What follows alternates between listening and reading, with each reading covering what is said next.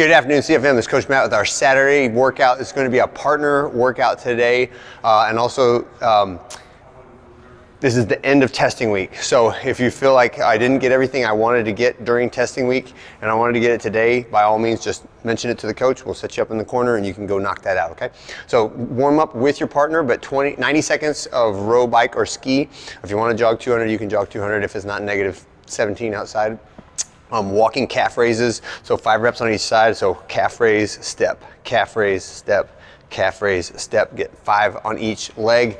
Then pogo hops. So pogo hops, we're gonna go 10 to the right, 10 to the left, and then 10 in place. So just popping those toes, small movements, right? Make sure that when you hit the ground, you're forcefully extending your legs, you're extending your toes, and then pulling your toes away from the ground when you do the pogo hops.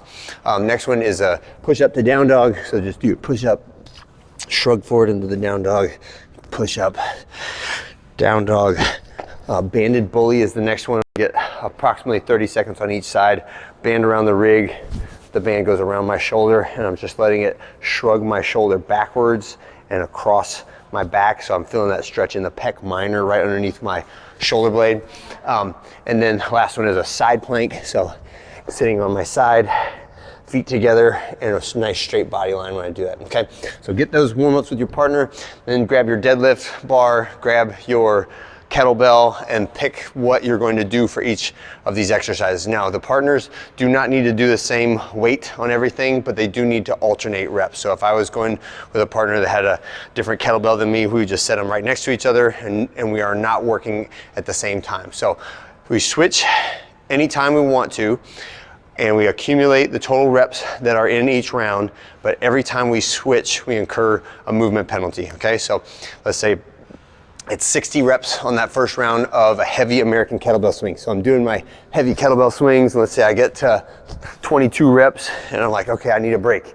Set that weight down, and then both me and my partner do 4 burpees, right?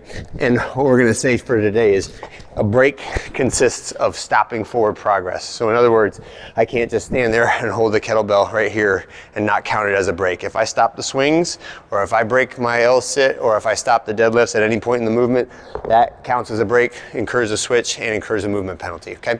So that's the first one is the rounds will go 60, 40, 20, 10 for both the kettlebell swing and the deadlift. The L sit will stay the same at 60 seconds per round. So it's 4 total rounds. The rounds get shorter except for the L sit. So the next exercise is L sit, and you and your partner accumulate a total of 60 seconds.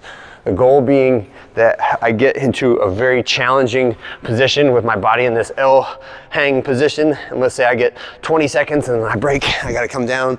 That's when my partner and I would both do 15 air squats, and then they get up on the bar and they do their L sit, and again we keep going until we've accumulated 60 seconds. So partner, make sure that you are helping to tabulate how many seconds you got on that movement.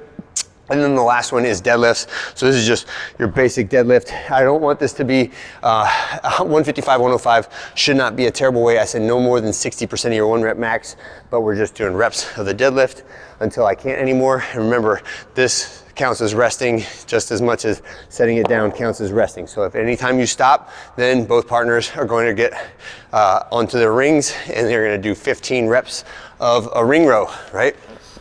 And that is my movement switch penalty, all right? And that is the workout for today. There is also some extra credit with a bunch of ab stuff in it. And then if you can, everybody make sure, try out that psoas smash with either the So Right or the Supernova or the handle of a kettlebell. Those are fantastic exercises to make your back feel better.